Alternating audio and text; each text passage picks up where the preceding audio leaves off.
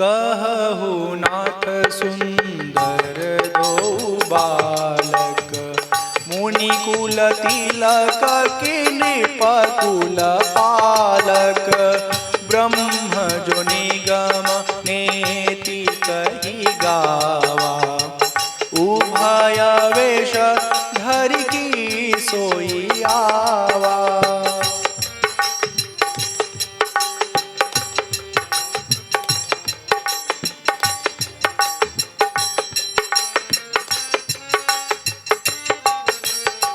सहज विराग रूप मनु मोरा, थकित होत जिमि चंद चकोरा।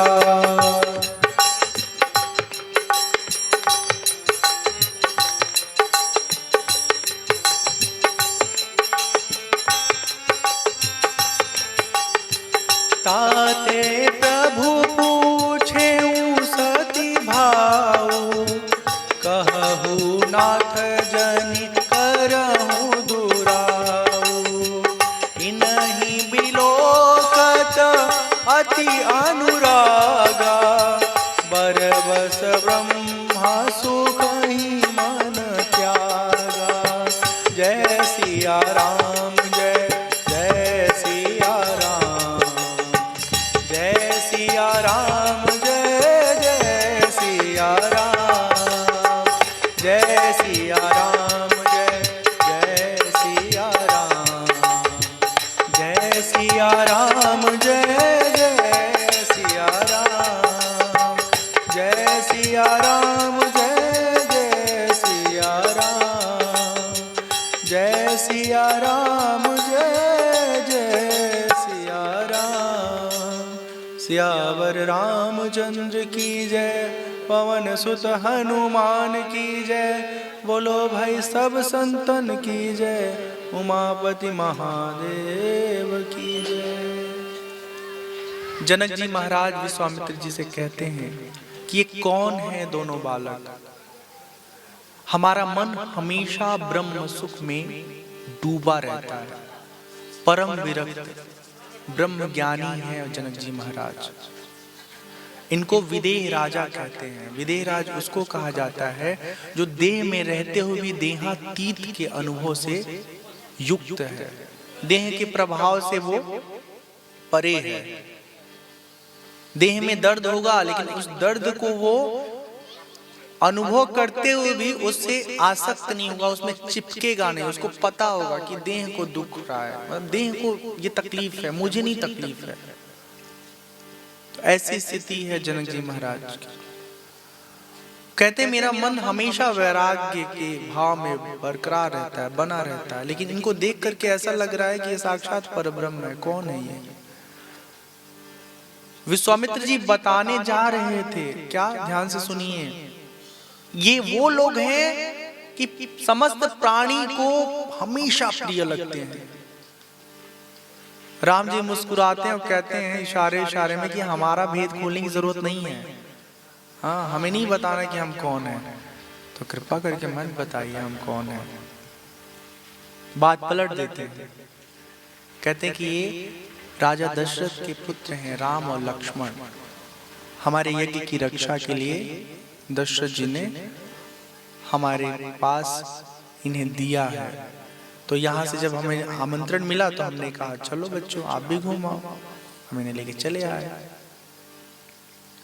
जनक जी महाराज विश्वामित्र जी को, राम जी को, लक्ष्मण जी को लेकर के जनकपुर जाते हैं और बहुत सुंदर सा एक भवन है जिसमें रहने का सारा प्रबंध कर देते हैं।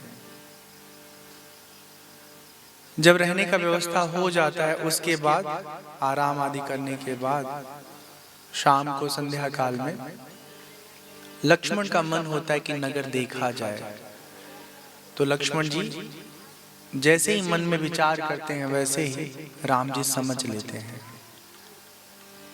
राम जी कहते हैं अपने गुरु से, विश्वामित्र जी से कि हे मुनिवर, लखन नगर देखना चाहते हैं, अगर आप अनुमति देते तो हम उनको नगर दिखा के लाते। विश्वामित्र जी कहते हैं कि हे राम, जरूर जाइए, नगर देखिए, दिखाइए, और यहाँ के लोगों को अपने दर्शन का लाभ प्राप्त कराइए। राम जी लक्ष्मण जी के साथ नगर घूमने निकल जाते हैं और चारों तरफ सब लोग ना, ऐसा लगता है कि कौन सा अजूबा एक ना दो बच्चों का समूह आ गया है। चारों तरफ से सब लोग निहार रहे हैं राम जी को, बड़े आनंद से सब लोग देख रहे हैं। देखन नगरु भूप सुत आए, समाचार पुरबासिन पाए। धाये धाम काम सब त्यागी, मनहु रंक निधि लूटन लागी। सब लोग अपना काम धाम छोड़ करके, ऐसा लगे जैसे कोई खजाना मिल गया हो, उसको लूटने के लिए सब लोग भाग रहे हो। सब के सब लोग राम जी के लक्ष्मण जी के दर्शन के लिए आतुर हैं। आपस में सखियां बात करती हैं कि हे सखी कितने सुंदर हैं। अपने नगर में हमारे राजा की जो कन्या है जानकी जी, उनके विवाह हेतु स्वयंवर का आयोजन हुआ है। राजा ने बड़ा कठिन जो है ना प्रण कर रखा है। ये बच्चे इतने अच्छे हैं ना कि इनसे जानकी का विवाह कर देना चाहिए। जो बड़ा वाला है बहुत बहुत सुंदर है, बहुत सुंदर है। को कह जो भल अहि विधाता, सब कह सुनिय उचित फलदाता। तो जानकी ही मिली बरे हूँ, नाहिन आली यहाँ संदेहू। इसमें संदेह नहीं है विधाता, आप सबकी बात सुनते हैं और उचित फल देते हैं। हम यही चाहते कि ये जो बड़ा राजकुमार जैसा बालक है ना, ये जानकी को दे दीजिए, जानकी के जीवन से इन्हें जोड़ दीजिए। सब लोग बड़े आनंद से राम जी का दर्शन करते हैं। संध्या काल होता है तो उससे पहले ही, मतलब संध्या काल डूबने वाला होता है, राम जी कहते हैं जल्दी से चलिए लक्ष्मण, नहीं तो फिर गुरुजी नाराज होंगे। तो लक्ष्मण और राम गुरुजी के पास आ जाते हैं। भोजन आदि करने के बाद जब शयन करने जाते हैं गुरुदेव विश्वामित्र, लक्ष्मण जी राम जी अपने गुरुदेव विश्वामित्र का पैर दबाते हैं, चरण दबाते हैं। बार बार गुरुदेव कहते हैं कि हे राम, हे लक्ष्मण, अब आप लोग आराम करिए। तो अंत में राम लक्ष्मण जी गुरु जी को सोने की स्थिति में छोड़ करके अपने अपने कक्ष में जाते हैं। लेकिन लक्ष्मण जी राम जी अलग अलग नहीं सोते हैं, इकट्ठे सोते हैं। और जब लक्ष्मण जी देखते हैं राम जी लेट गए बिस्तर पे, आसन पे, तो राम जी का चरण लक्ष्मण जी दबा रहे हैं। ऐसा प्रेम है। अब बताओ, कहीं देखा है? कितने साल पहले आपने देखा है कि बड़ा भैया का छोटा भैया पैर दबा रहा हो? गांव में दिखता है ऐसा नजारा दिखता है बहुते काम। अब भाई को भी शर्म लगता है बड़े भाई का पैर दबाने में। हाँ, कि आजकल आदमी छोटा कोई होता नहीं, सब बड़े बड़े लोग हो जाते हैं। प्रातः काल होता है और प्रातः काल गुरुदेव के पूजा के लिए राम जी बहुत सुबह उठ के ब्रह्म बेला में उठ करके नित्य क्रिया से निवृत्त होकर के वाटिका में जाते हैं पुष्प चयन हेतु। वहां पर जब देखते हैं कहीं माली दिखता नहीं है तो इंतजार करते हैं। जब माली आते हैं तो उनसे पूछते हैं कि हमें कुछ पुष्प चुनना है, क्या अनुमति आप देंगे? अपने गुरुदेव के पूजा हेतु ले जाना चाहते हैं। तो राम जी को कौन मना करेगा? गुरुदेव को पूजा हेतु उन्हें अनुमति मिल जाती है। वो वाटिका में पहुंच करके पुष्प चयन करने लगते हैं। संजोग ऐसा है कि इसी समय जानकी मैया भी वहां पर स्थित गौरी माँ के पूजन हेतु आती है अपने सहेलियों के साथ। अच्छा, जब जानकी मैया की सहेली आती हैं जानकी मैया के साथ उस उपवन में, तो आपस में बात करती हैं। वो बात करती हैं, कहती हैं कि पता है जानकी, दो राजकुमार आए हैं, इतने सुंदर हैं कि उनके रूप का बखान क्या किया जाए समझ में नहीं आता। नगर के सब लोग बहुत बहुत बहुत ज्यादा उनसे प्रभावित हैं। तो एक घटना सुनाती हैं। दिन भर राम जी का दर्शन किया है ना, संध्या काल में सोने के बाद सब सखियां राम जी को सपने में देखती हैं और गा गा के जानकी मैया को बताती हैं। राम लखन सिया जानकी सखी सपनों में देखा। राम लखन सिया जानकी सखी सपनों में देखा। सपनों में देखा सखी सपनों में देखा। सपनों में देखा सखी सपनों में देखा। राम लखन सिया जानकी सखी सपनों में देखा।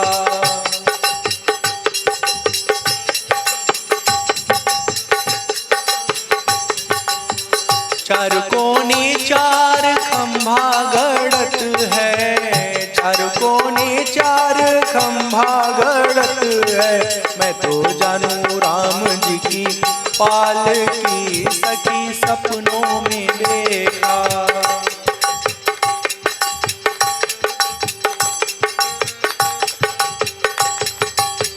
चार कोने चार दियना जरत है। चार कोने चार दियना जरत है।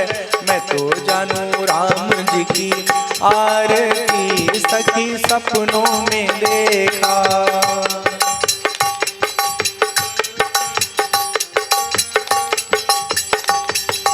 मैं तो जानू राम जी की आरती सखी सपनों में देखा। राम लखन सिया जानकी सखी सपनों में देखा। राम लखन सिया जानकी सखी सपनों में देखा। राम लखन सिया जानकी सखी सपनों में देखा। तो ऐसे बताते हुए सखियां आ रही हैं माँ गौरी के पूजन हेतु माँ जानकी मैया के साथ वाटिका में। अब होता है ना, जब 10 लोग एक साथ होते हैं तो अलग अलग प्रवृत्ति के अलग अलग स्वभाव के होते हैं। इसमें 2-3 सहेलियां जो हैं उनका पूजा में मन नहीं था, तो सुंदर सुंदर फूल खिले हुए थे, तो फूलों को देखते देखते देखते देखते वो लोग बिछड़ गए और अनजाने में वो एक ऐसी जगह पहुंच गई जहां से राम जी को उन्होंने देख लिया। बहुत देर तक देखा, बड़ा अच्छा लगा। हम लोग कल नहीं देख पाए थे ना, देखो भगवान की कैसी कृपा कि राम जी को आज देखने का अवसर मिल गया। और खूब अच्छे से देखती हैं। फिर सहेली एक कहती है, अरे छोड़ो यार, यहाँ से चलो जानकी को भी लाके दिखा देते हैं ना, फिर पता है मौका मिलेगा कि नहीं मिलेगा। तो जानकी मैया के पास जाती हैं। अभी जानकी मैया मंदिर में नहीं पहुंची हैं, उससे पहले ही सखियां कहती हैं पूजा बाद में कर लेना, चलो दिखाते हैं। गांव भर के लोग, पूरे नगर के लोगों ने देखा है राम लक्ष्मण को, तुम भी तो एक बार देख लो।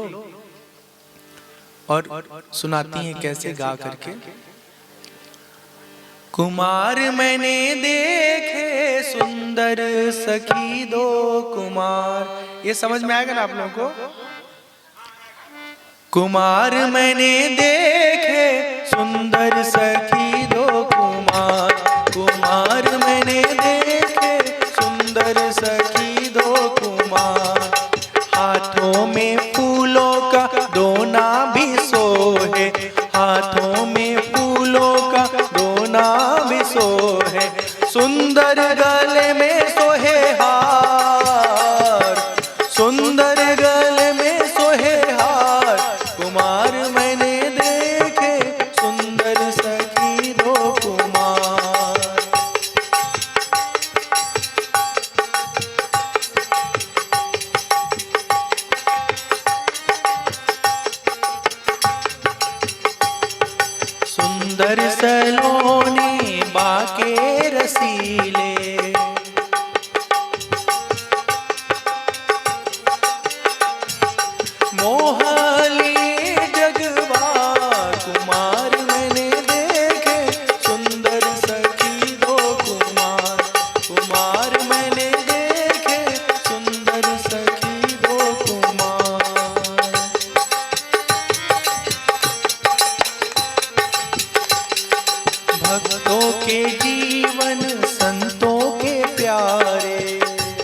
सुंदर लाइन है ये।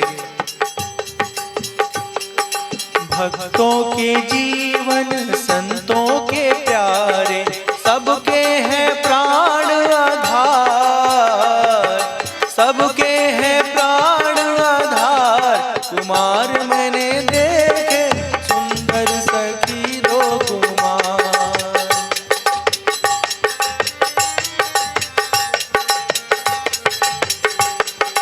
करुणा के सागर दशरथ दुलारे, करुणा के सागर दशरथ दुलारे, सब इनसे करते हैं प्यार, सब इनसे करते हैं प्यार। कुमार मैंने देखे सुंदर सखी दो कुमार, कुमार मैंने देखे सुंदर सखी दो कुमार, कुमार मैंने देखे सुंदर सखी दो कुमार। बोले सियावर रामचंद्र की जय। जब सीता जी से ऐसे बड़ाई कर करके राम जी के गुण का बखान करती हैं, स्वरूप का बखान करती हैं, तो जानकी मैया भी भीतर से मन होता है कि चलो देख के आते हैं। तो सखियां जानकी माँ को लेके आती हैं और एक लता के ओट से राम जी को जानकी मैया और उनकी सखियां देखने लगती हैं। अच्छा, ये आंखों का देखना भी ना बहुत एक कमाल का होता है।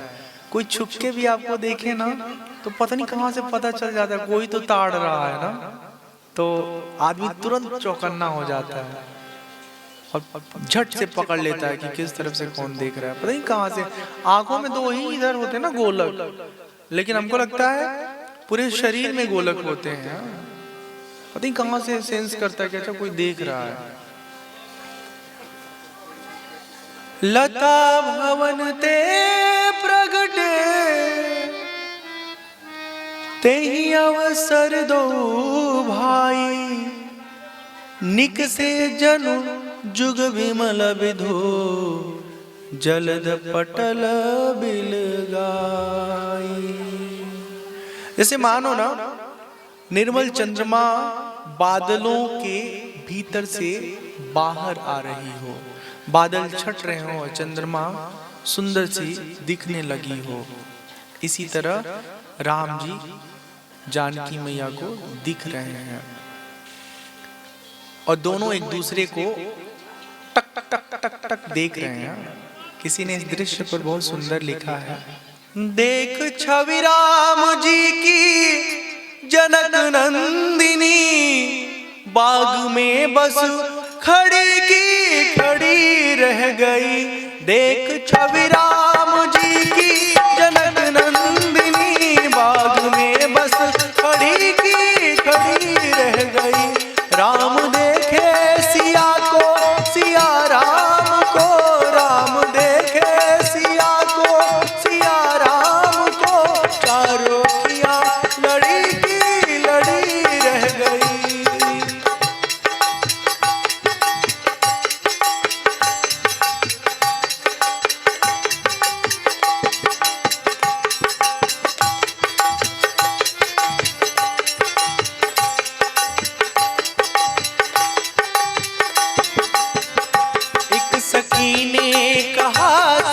प्यारी सखी तूने देखा नहीं इनका चमत्कार, एक ही बाण से ताड़ का राक्षसी, एक ही बाण से ताड़ का राक्षसी, बस धरा पर पड़ी की पड़ी रह गई।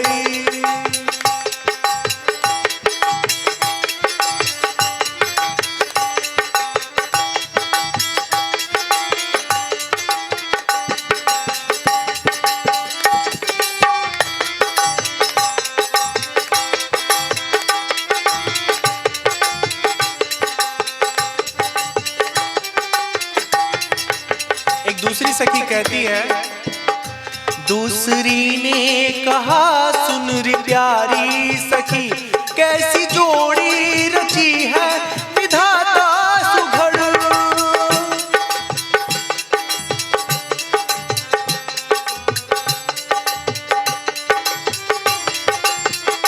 दूसरी ने कहा सुन रे प्यारी सखी, कैसी जोड़ी रची है विधाता सुघड़, कैसे तोड़ेंगे धनुआ ये माँ के कुंवर, कैसे तोड़ेंगे धनुआ ये माँ के कुंवर।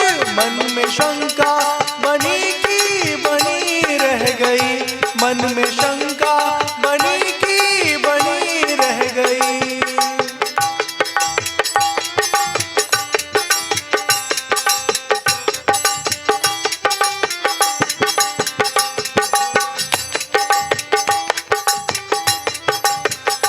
तीसरी ने कहा सुन रे प्यारी सखी,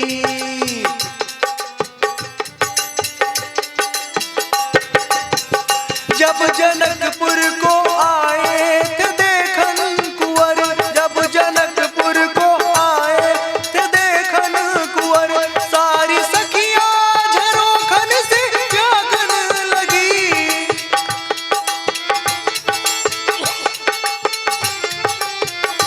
जब नजर से नजर का नजारा हुआ, सारी बत्तियां पड़ी की पड़ी रह गई। देख छवि राम जी की जनक नंदिनी, बाग में बस खड़ी की खड़ी रह गई, बाग में बस खड़ी की खड़ी रह गई, बाग में बस खड़ी की खड़ी रह गई। बोलिए सियावर रामचंद्र की जय।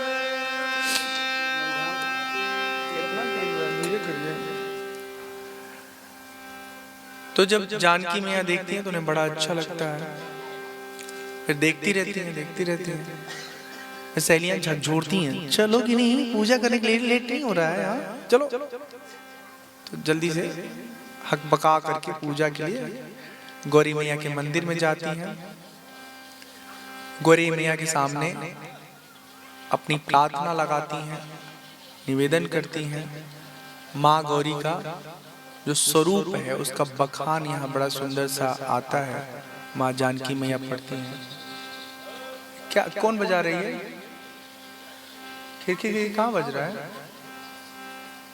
फोन बज रहा है किसी का? नहीं कुछ बज रहा था, कॉलर ट्यून। मुंह बजा रहा था। अच्छा ठीक है, चलिए जो बजाना बजाइए। आप लोग एक दूसरे का सर पकड़िए, तबला बजाइए।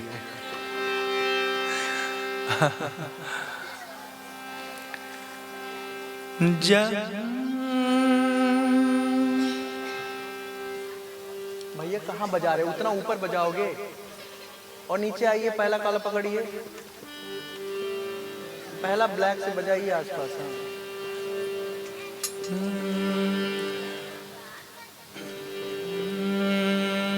जय जय गिरिवर राज किशोरी, जय महेश मुख चंद चकोरी। जय जय गिरिवर राज किशोरी, जय महेश मुख चंद चकोरी।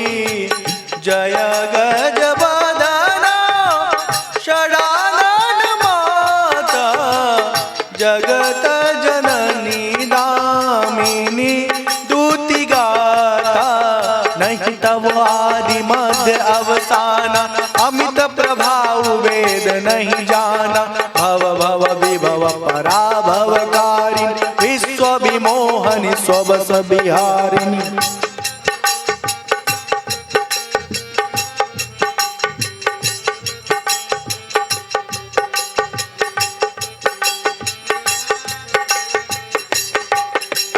पति देवता सुतिय महु, मातु प्रथम तव रेख। महिमा अमित न सकहि कही, सहस शारदा शेष।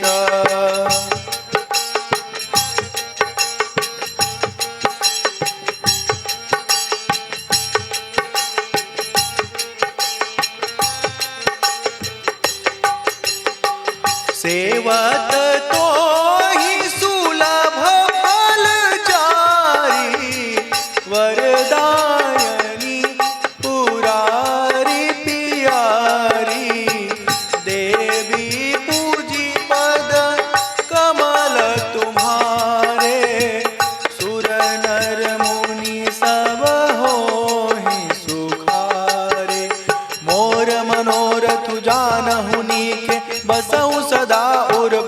सब ही के इन्हें प्रगटन कारण ते ही अस कहीं चरण गहे बैदेही।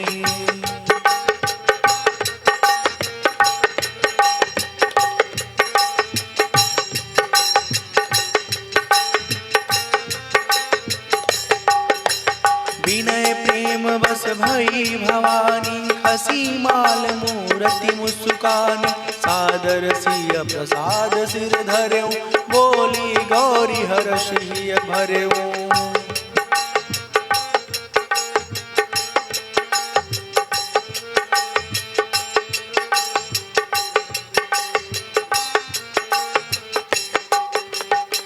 सुनु सिय साध्य आशीष हमारी पूजी मन कामना तुम्हारी। नारद बचन सदा सुचि साचा सोबर मिली जाहि मनु राजा।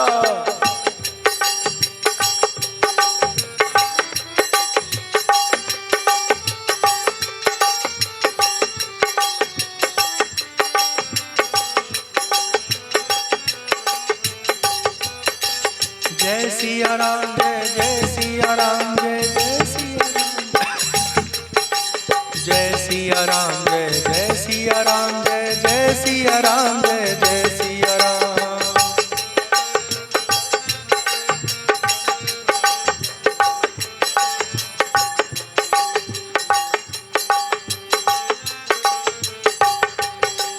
जय सिया राम जय सिया राम जय सिया राम जय सिया राम।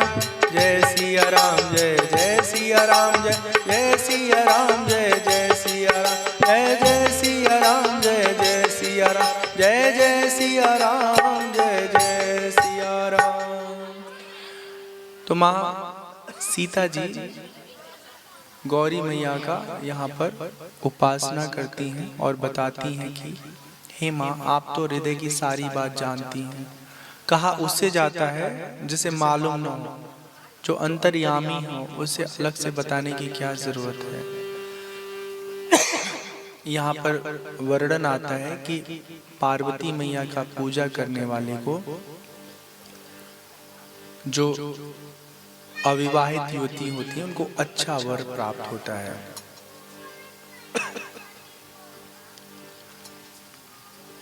माँ गौरी मैया प्रसन्न हो जाती हैं जानकी मैया की पूजा से और उनके गले से एक माला पुष्प की स्वतः जानकी माँ के गले में आकर के पड़ जाती है। मानो आशीर्वाद दे रही हूँ और कह रही हूँ कि हे बेटी तुम्हें किसी प्रकार की फिक्र नहीं करनी है, चिंता नहीं करनी है। तुम जो चाहती हो सब वैसे का वैसा ही पूरा होगा। अब चाहती क्या है जानकी मैया? देखी इतना सुंदर अपने अनुरूप वर, तो उनका मन हुआ कि हे मैया इतना अच्छा हमको मिला है, अब इसी से मिला दीजिए तो जीवन सुखमय बना रहेगा। पूजा करके घर चली जाती हैं। राम जी उधर पुष्प चुन के अपने गुरुदेव को ले जाके दे देते हैं। पूजा संपन्न होता है। धनुष यज्ञ का आयोजन हुआ है।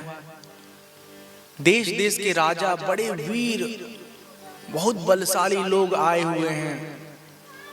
एक बहुत सुंदर सभा लगी हुई है, उसमें सब लोग सुंदर सुंदर आसन पर विराजमान हैं। पहले से सब लोग जाकर के अपने अपने सीट पर बैठ गए। अब भगवान तो वहां पे गेस्ट थे। यदि आपको कुछ पाने के लिए परीक्षा में जाना हो तो आपको समय पे जाना पड़ेगा ना। जैसे इंटरव्यू मान लीजिए हो रहा है, पुलिस की भर्ती हो रही है, बिहार पुलिस की, ठीक है, या कुछ और मान लीजिए भर्ती हो रहा है, तो जिसको जिसको नौकरी पाना है वो पहले जाकर के बैठा रहता है कि इंटरव्यू जैसे शुरू होगा वैसे हम अपना लाइन में लग जाएंगे। तो सब राजा लोग अपना लाइन में लगने के लिए बैठे थे। भगवान तो कोई प्रतियोगी परीक्षा में शामिल होने आए नहीं थे, वो तो अपने विश्वामित्र जी के साथ अतिथि बन के आए थे। तो अतिथि का पता है, अतिथि का बड़ा भौकाल होता है ना। अब ये बात कैसे आपको समझाएं? इसका सुंदर उदाहरण हम आपको बताते हैं। जो लोग पढ़ते हैं सिर्फ इसलिए कि हमको पास होना है, डिग्री लेनी है, उनका दिमाग इसी टेंशन में लगा रहता है कि कैसे पढ़े, कैसे याद करें, कैसे पढ़े, कैसे याद करें। हाँ, दिन रात घुसे पड़े रहते हैं। और जो लोग केवल ज्ञान के लिए पढ़ते हैं ना, उनको इस बात का टेंशन नहीं होता है कि हम पास होंगे कि फेल होंगे। जितना पढ़ते हैं अच्छे से पढ़ते हैं, एक एक चीज समझ समझ के पढ़ते हैं। तो कुछ पाने के लिए जब आप पढ़ते हैं तो आपकी एक अलग भावना, मन स्थिति रहती है। तो सब लोग तो जीत हार की स्थिति में बैठ के पढ़ रहे हैं, वहां पे परीक्षा देने के लिए आए हुए हैं। राम जी मेहमान हैं और वही मुनि के साथ हैं, विश्वामित्र मुनि जी के साथ। तो उनको एक अच्छे से आसन पर, सबसे सुंदर जो आसन था ना, उस पर विश्वामित्र जी, राम जी, लक्ष्मण जी, उनको बैठाया जाता है, उनको आदर सत्कार दिया जाता है। ऐसे समझिए ना कि खेल प्रतियोगिता हो रहा है तो उसमें कोई गेस्ट आया है, तो खेल प्रतियोगिता वाले बच्चों के बीच में थोड़े ना बैठते हैं, वो लोग अलग डैश पर बैठते हैं, हाँ, फ्रंट पर। ऐसे राम जी बैठे। लेकिन जब राम जी आए हैं ना सभा के मध्य, तो उस समय का वर्णन बड़ा कमाल का है। राज समाज विराजत रूरे, उड़गन महुजन जुग विधु पूरे। जिनके रही भावना जैसी, प्रभु मूरत तिन देखी तैसी। देखहि रूप महारन धीरा, मनहु वीर रसू धरे शरीरा। डरे कुटिल नृप प्रभु ही निहारी, मनहु भयानक मूरति भारी। भगवान जब सभा के मध्य प्रवेश होते हैं ना, जिसके अंदर जैसी सोच है ऐसे ही भगवान का उसे दर्शन प्राप्त होता है। देखो, भगवान का कोई रंग रूप नहीं है। हम अगर भगवान को कृष्ण रूप में भजेंगे ना, तो भगवान उसी रूप में हमारे सामने प्रकट हो जाएंगे। अगर राम रूप में भजेंगे और राम रूप में उनको याद करेंगे तो उसी रूप में आएंगे। शिव जी के स्वरूप में अगर हम भगवान को याद करेंगे, पाने की भावना रखेंगे, तो उसी रूप में आएंगे।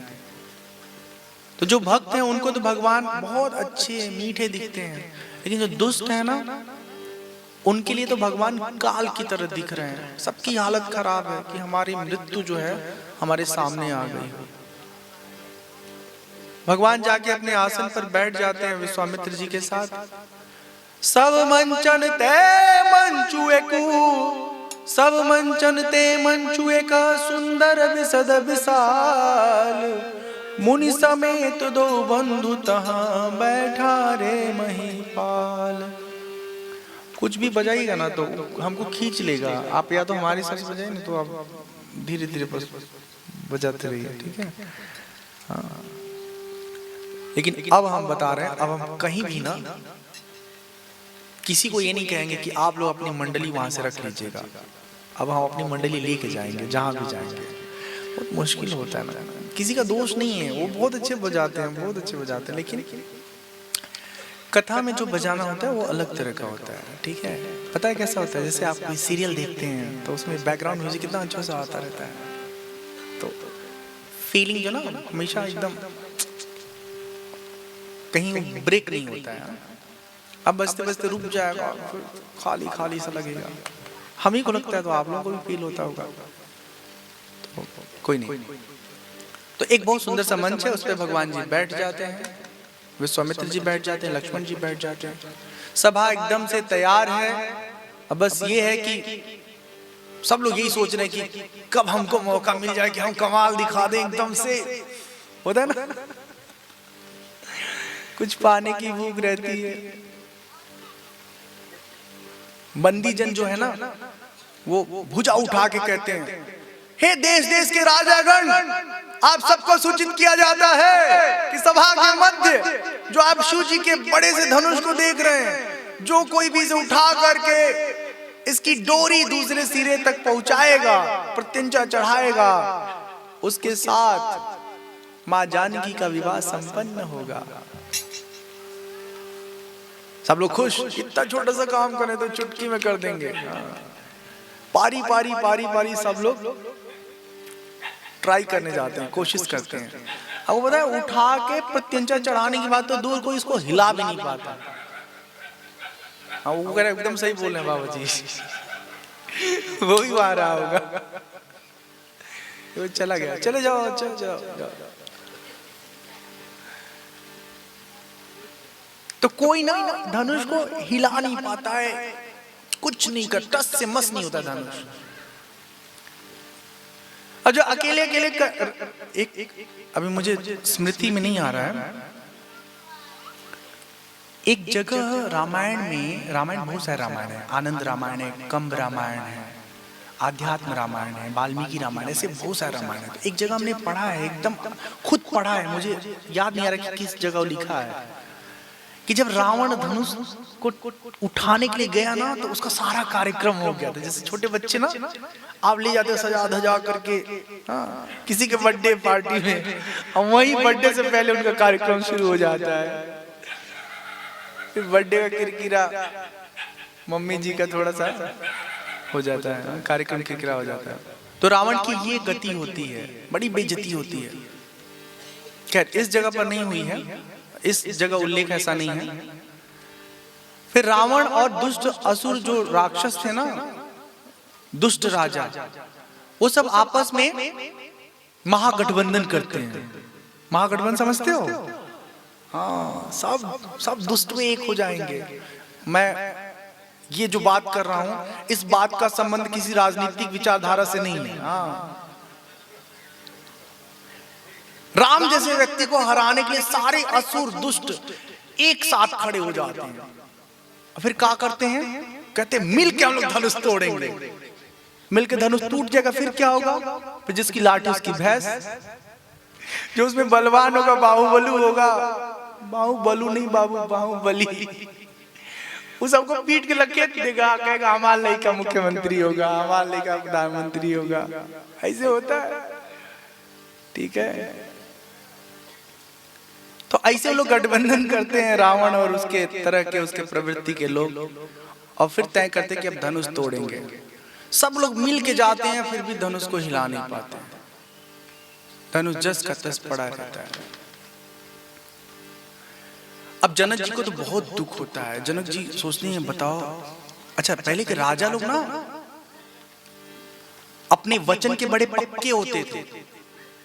अब उन्होंने प्रण लिया कि जो धनुष की प्रत्यंचा चढ़ाएगा धनुष पर, उसी से अपनी बेटी का विवाह करेंगे। अगर ये प्रण पूरा नहीं हुआ तो मान लो जानकी जी का विवाह हो ही नहीं सकता।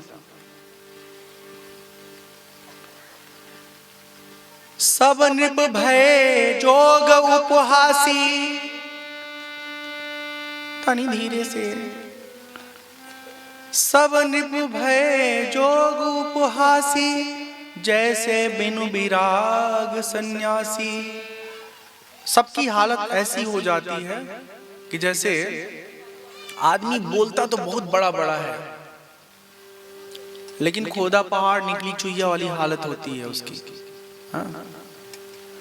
वैराग्य के ऊपर घंटा घंटा बात करेंगे, और जिंदगी में वैराग्य है कि नहीं है इस बारे में जब आप देखेंगे तो कहीं कुछ नजर नहीं आएगा। हाँ? तो ऐसी स्थिति वहां पर हुई है। राजा लोग अपने अपने बल पौरुष का बड़ा गुणगान खुद ही कर रहे थे, लेकिन फिलहाल कहीं कोई टिक नहीं पाया।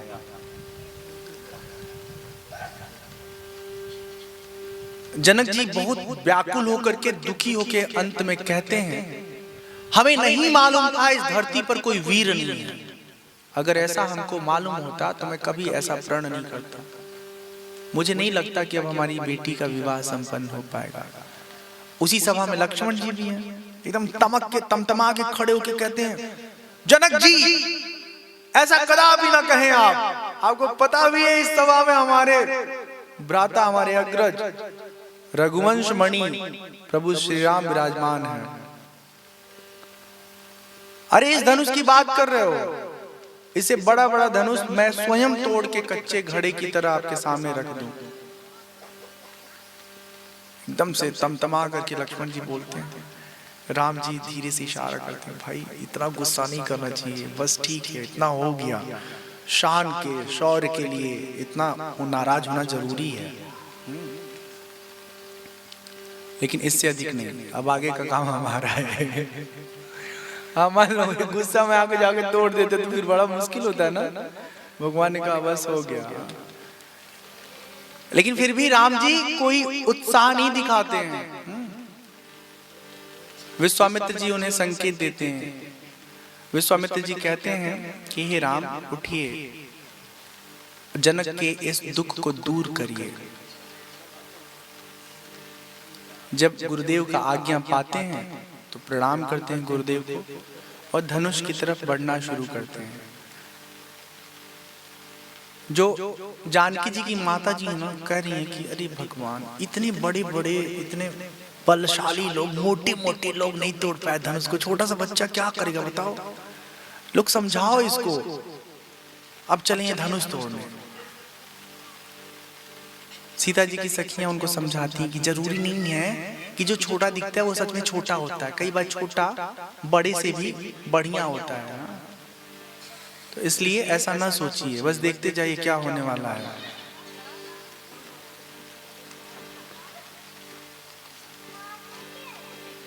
गुरहि प्रणाम मनहि मन कीन्हा, अति लाघव उठाई धनु लीन्हा, दम के उदामिनी जिम जब लयों, पुनि नभ धनु मंडल सम भयों, लेत चढ़ावत खैचत गाढ़े, काहू न लखा देख सब ठाढ़े, भरे भुवन घोर कठोर रव रवि बाजित जिमा रघु चले, चिक्कर ही दिग्गज डोल मही आई कोल कूरुन कलमले, सुर असुर मुनि कर कान दीने, सकल बिकल विचारहि, कोदंड खंडेउ राम तुलसी, जयति बचन उचारहि। राम जी ने धनुष तोड़ डाला, सबके सब देखते रह गए, किसी को पता ही नहीं चला किस पल में धनुष टूटा। बस इतना देखा लोगों ने कि धनुष को भगवान ने जाके छुआ, अगले ही पल वो धनुष दो खंडों में विभक्त हो गया। सियावर रामचंद्र की, सियावर रामचंद्र की, सियावर रामचंद्र की, चार तरफ जयकारा लगने लगा। अब दुष्ट में सब सोच रहे थे ना, तोड़ लिए तो कौन सा बड़ा तीर मार लिए, धनुष तोड़ लो, शादियां कर लो, रास्ते से हम अपहरण कर लेंगे। हाँ, आपको क्या लगता है अपहरण अभी होता है? उसका सीधा उदाहरण है जानकी मैया का रावण ने अपहरण ही तो किया था। तो अभी भी उन सबों की बुद्धि ठीक नहीं हुई है, उनको नहीं समझ में आया कि ये कौन है, ये कालों के काल महाकाल है, बापों के बाप सबके बाप है। लेकिन आदमी जो अहंकारी होता है अपने आगे किसी को समझता नहीं है। जयमाल का समय आता है, नियम के अनुसार धनुष टूटने के बाद जो धनुष टूटेगा, तो जो जिसके द्वारा धनुष टूटेगा उसको जानकी मैया अपना पति चुनेंगी। तो सखियों के साथ जानकी मैया सभा के मध्य में अपने पिता अपने गुरुजन के आदेश को पा करके आती हैं, हाथ में जयमाला है और राम जी बीच में खड़े हैं, बाजू में लखन लाल भी चले गए हैं। तो जानकी मैया थोड़ी छोटी सी, इतनी भी छोटी नहीं है लेकिन है, राम जी लंबे हैं, जानकी मैया छोटी हैं, तो जयमाला पहनाना चाह रही है, पर आज जैसे बेशरम भी तो नहीं है ना कि कूद के ऊपर ही चढ़ जाए। पहले कितना शर्म था, आया था, आजकल तो बहुत ही गलत। नहीं ठीक है, आज वाला आज के समय में अच्छा है, ठीक है। हाँ, बहुत लोगों का फायदा हो जा रहा है। पहले दुल्हन देखे खातिर खर्चा करना पड़ता था, आजकल कोई बवाल ही नहीं है, पहले ही दुल्हन देख लेते हैं सब लोग। वो तो ये लिए जाके नेक उक देते हैं कि भाई हमारी वो पतोहिया आएगी तो बदले में मिलेगा परंपरा का निर्वाह। तो राम जी के जयमाला से पहले, मतलब जानकी मैया खड़ी हैं, सहेलियां कह रही हैं हे प्रभु जी थोड़ा झुक जाइए, और किस तरह से बड़ा सुंदर भाव में वो गा के प्रार्थना करती हैं। झुक जइयो लला एक बार, लली मोरी छोटी सी। काय टन से मतलब कल दो बार गायब गई बोली बजा 3 दिन से बतौले बट एक बार हम शब्द को रखते हैं ताकि समझिए उसको, उसकी फीलिंग, उसका टेम्पो, फिर बजाइए। झुक जइयो झुक जइयो झुक जइयो झुक जइयो झुक जइयो लला एक बार, लली मोरी छोटी सी। झुकी जइयो लला एक बार, लली मोरी छोटी सी।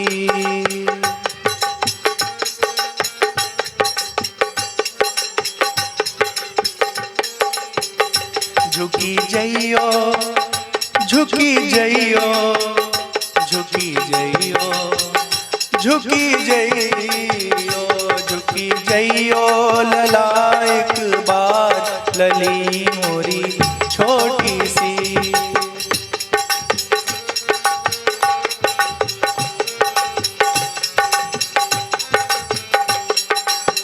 सुनियो विनय दशरथ जी के लाला,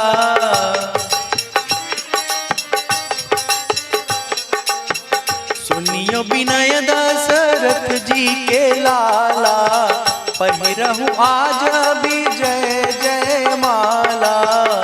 हम गावई हम गावई हम गावई सुमंगल चार, किशोरी मोरी छोटी सी।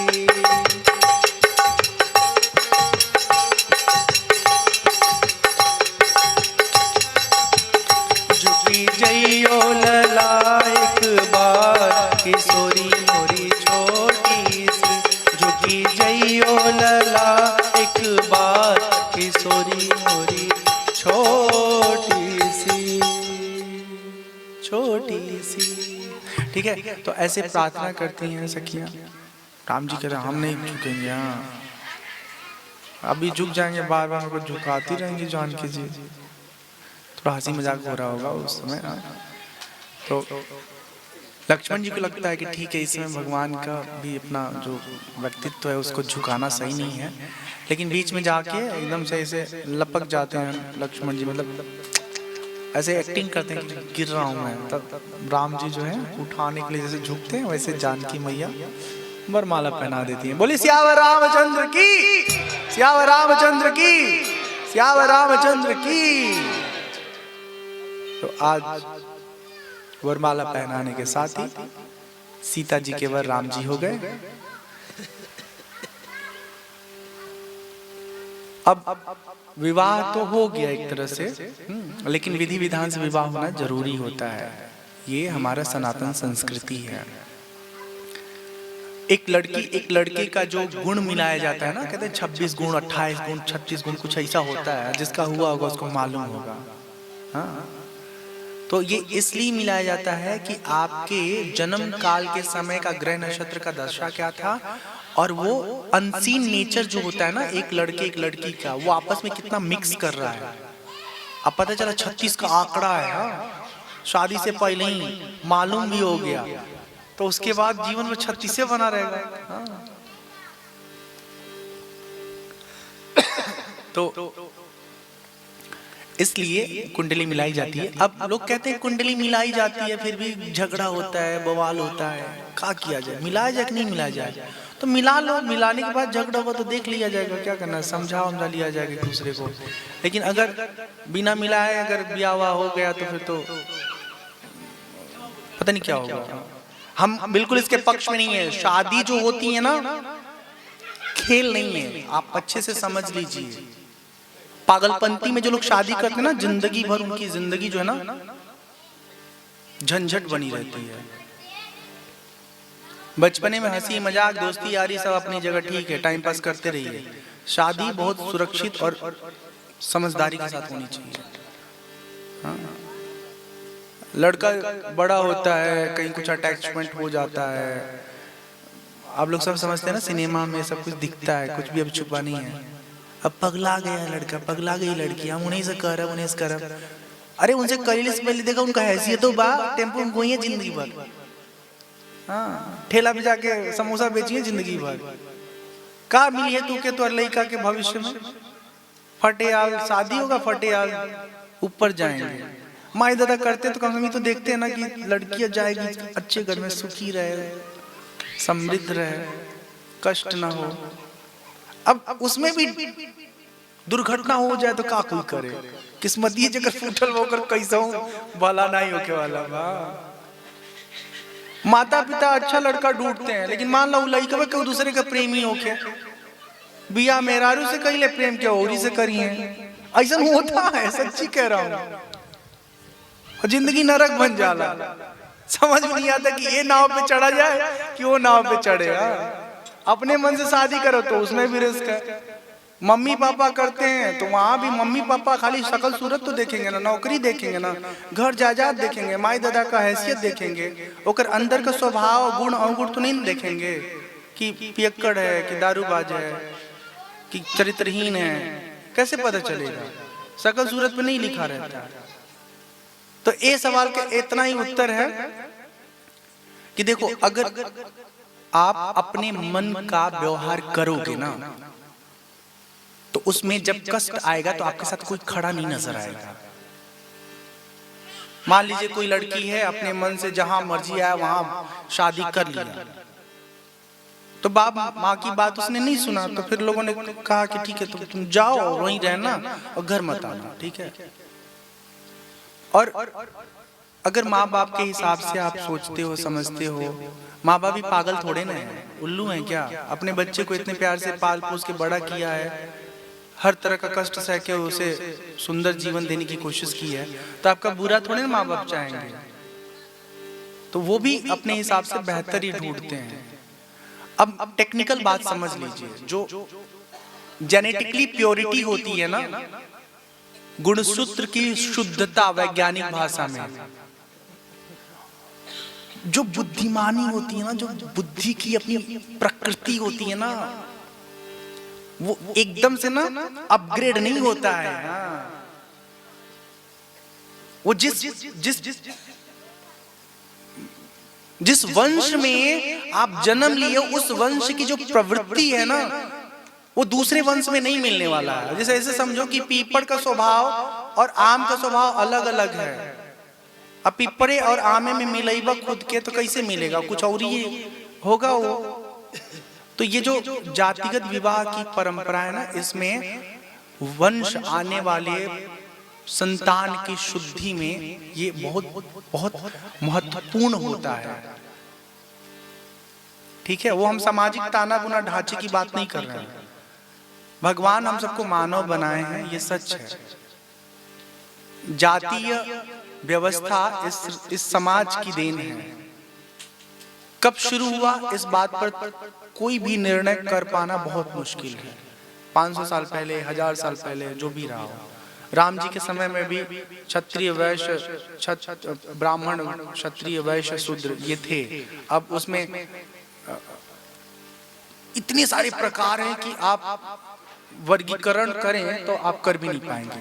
पंडितों में मिश्रा है, तिवारी है, शुक्ला है, चतुर्वेदी है, त्रिवेदी है, पता नहीं क्या क्या है। सब में इतनी क्लासिफिकेशन है कि कुछ कर पाना बहुत मुश्किल है। लेकिन फाइनली एक बात आप समझ लीजिए कि आप जिस परिवार में जन्म लिए, जिस जाति में जन्म लिए हैं, उस जाति में अगर अच्छा लड़का मिल रहा है, माँ बाप अच्छा ढूंढ रहे हैं, तो उसी में शादी करिए, अच्छा रहेगा, ठीक है ना। और नीचे अगर आओगे तो लोग कहेंगे आप नीचे ऊपर की बात कर रहे हो। नहीं, नीचे ऊपर की बात नहीं कर रहे हैं, फैमिली कल्चर की बात कर रहे हैं। अब हिंदू हैं हम, और मान लो जो जाति बात को नहीं मानता हो तो मुसलमान में भी जाके शादी कर लेगा। तब सोचो हिंदू और मुसलमान का फैमिली कल्चर कितना डिफरेंट है ना, अलग अलग। अब मेरे बहुत सारे फॉलोअर मुसलमान भी हैं, तो वो तो गाय काट के खाते हैं, ठीक है ना। अगर हमारे घर के बच्चे जाएंगे उस परिवार में, मुसलमान परिवार में, लड़कों की शादी तो होती नहीं है, लड़कों की शादी होगी तो मुसलमान लड़की हिंदू बन जाएगी, लेकिन अगर हिंदू लड़की मुसलमान के घर जाएगी तो हिंदू नहीं रहेगी ना, मुसलमान हो जाएगी। तो ये इंटरनेट पे सब लोग देखते हैं, इसलिए मैं उनके लिए भी बता रहा हूँ। हम जिस संस्कृति में पले बड़े हैं, जिसमें जन्म लिए हैं, गोल गोल इतना समझ लो, जो हमारा कल्चर है ना, वो कल्चर हमारी ही फैमिली में मिलेगा, दूसरे फैमिली में नहीं मिलेगा। ठीक है, आज के जमाने में जो भी पढ़ लिख रहा है सब IAS IPS बन रहे हैं, बड़े बड़े अधिकारी बन रहे हैं।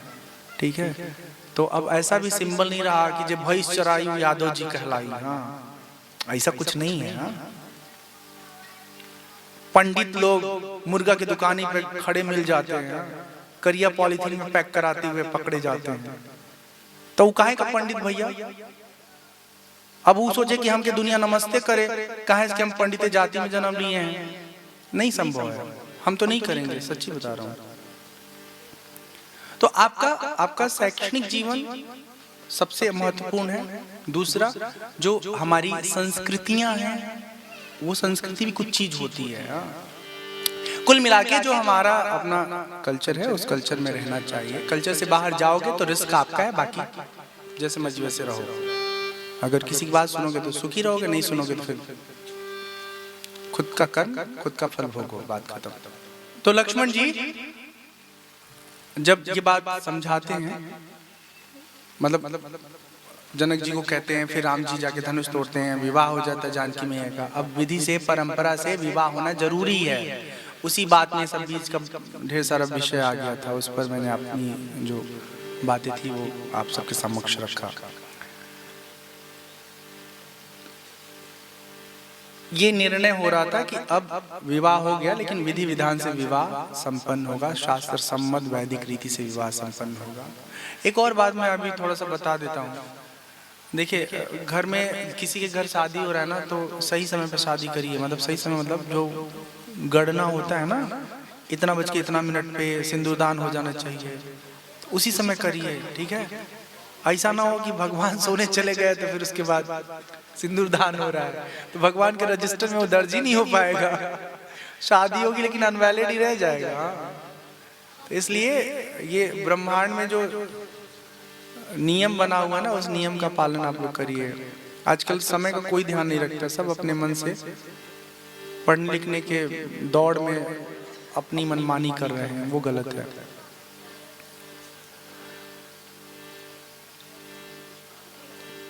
ये होता है कि अब दूत जाएंगे अयोध्या और दशरथ जी को खबर देंगे, और फिर वहां से बारात वारात आएगा, विधि विधान से विवाह होगा।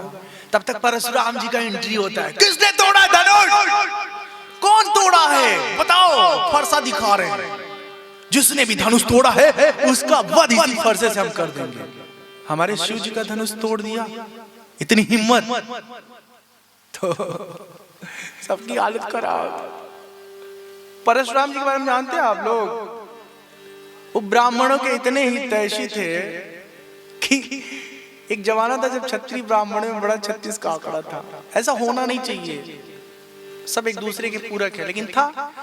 तो क्षत्रियों को ना सिंहासन से हटा करके परशुराम भगवान ब्राह्मणों को राजा बना देते थे। अब क्षत्रिय के स्वभाव में है पराक्रम, युद्ध करना, और ब्राह्मण के स्वभाव में नरमी, व्यवहार कुशलता, हाँ, मीठ मीठ बोलना, लड़ाई झगड़ा में धीरे से रफू चक्कर हो जाना, भाग जाना। कौन बवाल करे भाई? उसमें कुछ रखा ही नहीं है बवाल में।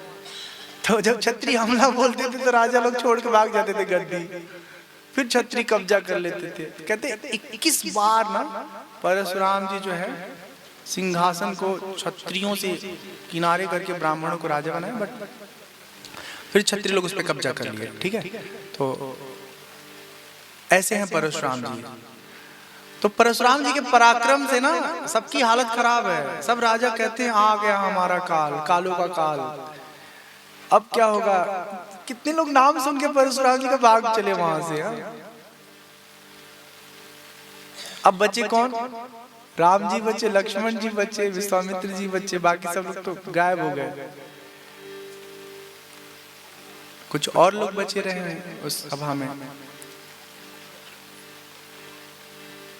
जब बार बार चुनौती दे रहे थे परशुराम जी, किसने तोड़ा धनुष, किसने तोड़ा है धनुष, तो लक्ष्मण जी कहते क्या आप धमका रहे हैं हम लोगों को, अरे धनुष ही तो टूटा है, बचपन में इतने सारे धनुष हमने तोड़े हैं, आपको अगर इतना धनुष से प्यार है तो हम इसको ठीक करा देते हैं, इसको चिपका देते हैं कोई व्यवस्था से।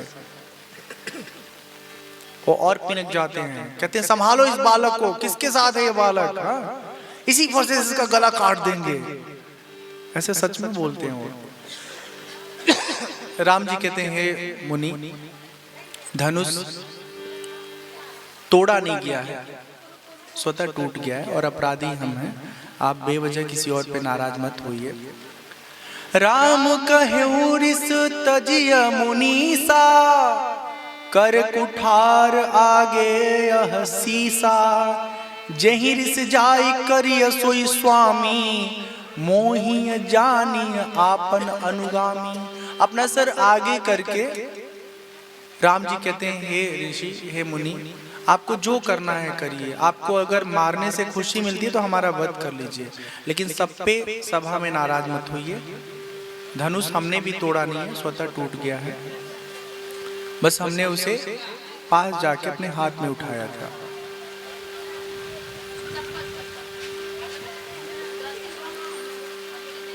परशुराम जी विचार करते हैं कि इतना हिम्मत और इतना धैर्य दोनों एक साथ किसी साधारण क्षत्रिय में नहीं संभव है। उन्हें आभास हो जाता है कि ये जो हमारे सामने बालक है वो कोई साधारण नहीं है। विष्णु जी से प्राप्त परशुराम जी के पास एक धनुष है, वो धनुष राम जी की तरफ बढ़ाते हो, स्वतः वो धनुष राम जी के हाथ में जाकर स्थापित हो जाता है। परशुराम जी पहचान जाते हैं कि भगवान का रामावतार हो चुका है। राम जी को प्रणाम करके क्षमा याचना मांग करके और जंगल को प्रस्थान कर जाते हैं। जब परशुराम जी जंगल को चले जाते हैं, सब लोग खुश हो जाते हैं, प्रसन्न हो जाते हैं। विश्वामित्र जी जनक जी से कहते हैं हे जनक, अब आप जनकपुर से दूत भेजिए अयोध्या के लिए, राजा दशरथ जी को समाचार भिजवाइए, वो बारातियों के साथ आएं और विधि विधान से माँ जानकी का राम जी के साथ विवाह संपन्न हो। तो दूत जाते हैं अयोध्या, दशरथ जी को समाचार देते हैं। दशरथ जी को यकीन ही नहीं होता कि हमारे अपने संतानों का इतना बड़ा प्रभाव बड़ा है, इतना प्रभाव हुआ है, इतना बड़ा बड़ा कार्य किया है। वो कहते कैसे पहचानते हो कि हमारे ही पुत्र थे, हो सकता है तुम गलत जगह आ गए हो, समाचार कहीं और देना है, देने कहीं और चले आया। दूत कहते हैं हे राजन, आपके जो पुत्र है ना वो स्वयं प्रकाश है, उन्हें जानने के लिए किसी अन्य चीज की आवश्यकता नहीं है। यकीन मानिए हम राम की बात कर रहे हैं, लक्ष्मण की बात कर रहे हैं।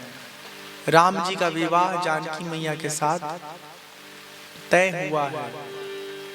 उन्होंने भरे सभा में जहां बड़े बड़े वीर धनुष को नहीं उठा पाए, उस धनुष को उठा करके उस पर प्रत्यंचा चढ़ाया, धनुष 2 खंडों में विभक्त हो गया।